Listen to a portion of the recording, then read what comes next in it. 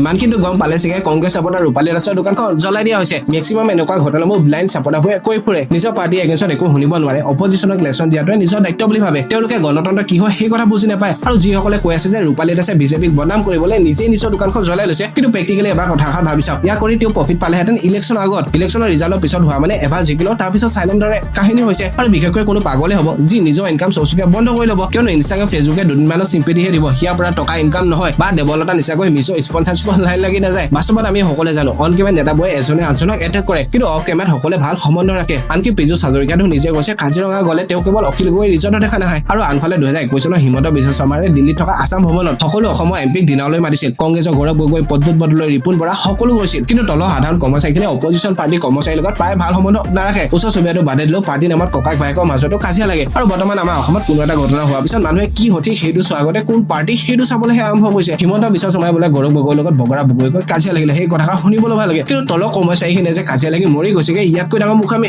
কি হ'ব পাৰে।